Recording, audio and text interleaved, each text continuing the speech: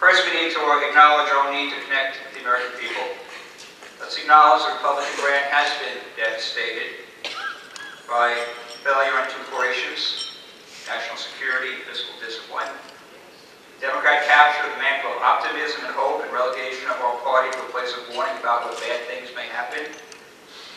Some failures of confidence. Katrina, the way we handle that. Communication. By the way, we won the war in Iraq. Our troops performed extraordinary. Harry Reid was dead wrong. He said the war was lost. Dead wrong.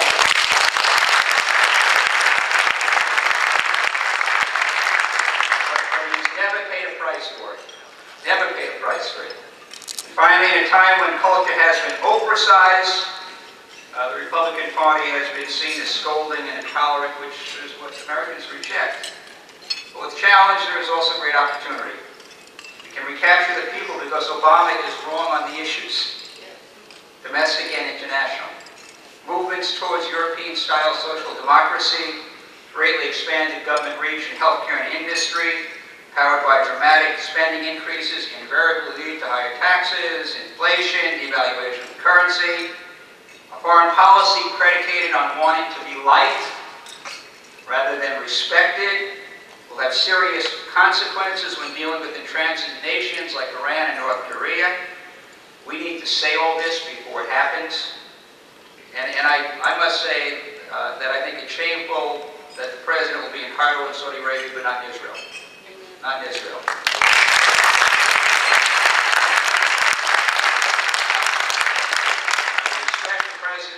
Out to the Muslim world, but reaching out cannot be seen as lessening our commitment to our most steadfast democratic ally in the region, in Israel.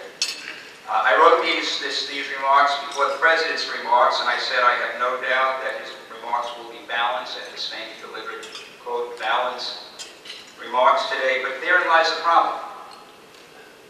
In choosing between Hamas, Hezbollah, and Israel, balance is not the answer.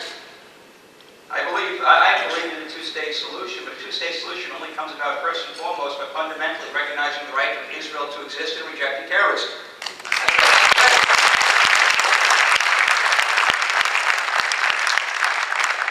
Any kind of qualifying or equivalization of terrorism, of states that don't reject terrorism with Israel, I think is simply wrong.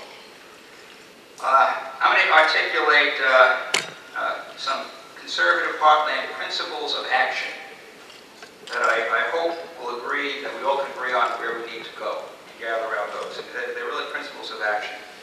Principle number one, we need to mobilize the conservative heartland in all 50 states. We need to be frank about it. The Republican base is the South, the mountain states, a few border areas next to those regions, plus NASCAR fans. That's not enough to win the White House and Congress. So we need to expand our base among young people, city dwellers, new immigrants, Latinos, African Americans, conservative, blue-collar folks. We need, I told you, absolutely Jack Kemp guy, 21st century Jack Kemps. The Republican message and vision of empowerment, of self-worth, personal responsibility, of entrepreneurship, and opportunity should have great appeal across the board. Across the board, and by the way, particularly young people. And new Americans. American dream. This is a vision of how you get there, so we should project it and sell it. We need to win friends and organize everywhere, by the way, especially in the bluest states. Conservative activists and donor New York State may not have much hope of ever electing, at least for the short-term, Republican senator. Why not get them working on electing a Republican in Michigan, Minnesota, or New Mexico? It's interesting. The other side runs pro-gun candidates like Webb in Virginia and pro-life candidates like Casey in Pennsylvania, and then are part of liberal majorities when they win. We talked about this in the forum a little bit this morning. We need to compete in purple and blue states with candidates who can win and be part of a common-sense conservative majority. That's what we have to figure out how to do. And just think of the consequences. I mean, right now, the balance in the Senate between Myron Rankin 60 votes is if he's there, and we can't stop, we can't use filibuster, we run the risk of taking away the right to a secret ballot in a union election, which will transform this country in a very negative way.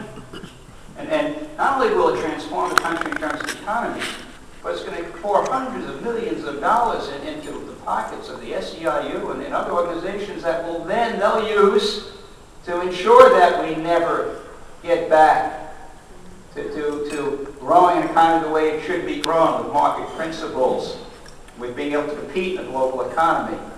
So that's the risk, and that's the danger. And that's why each of these votes are so important. Number two, ideas are more important than personality, and our ideas are better. What we have developing in America is a collusion between the irresistible force of Barack Obama's personality and the immovable object of world history. The president and his education friends say, let's use our kids as guinea pigs in radical social experiments in our schools. But social history tells us parent involvement in traditional methods teach best. Let me speak briefly about education. The other day I read a quote from a noted educator. He said, the children today love luxury. They have bad manners and contempt for authority. They show disrespect for elders and love chatter in the place of exercise. They contradict their parents, chatter before company, tyrannize their parents. A quotation is attributed to Socrates, who lived around 400 BC. So much for the good old days. We all know two incontrovertible facts about life today. One, we live in the midst of unbelievable and accelerating change. And two, more than ever, education is crucial to individuals and the progress of our society.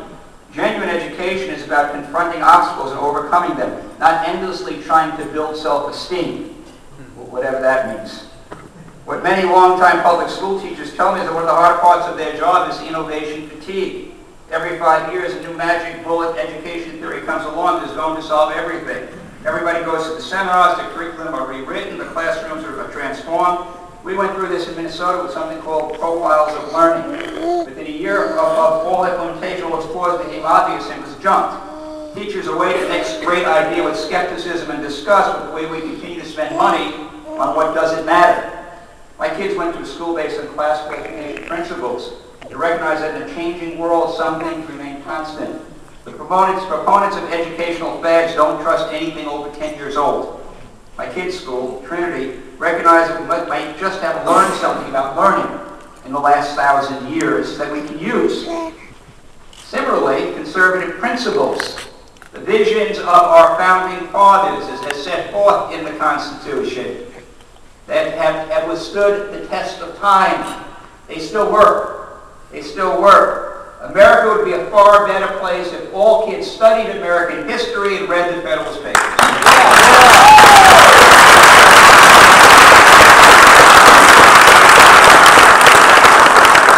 Next, look at the Democrat obsession with taxes and spending. The president says we can spend and tax our way to prosperity, but economic history says there's always a day of reckoning when you spend money you don't have and spend it willy-nilly.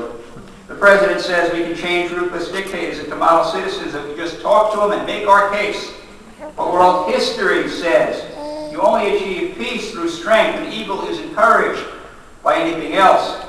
The president says trust government and distrust private enterprise. But world history says markets allocate resources best, and government always hurts productivity, innovation, and growth. The American people agree with us, but they like the president.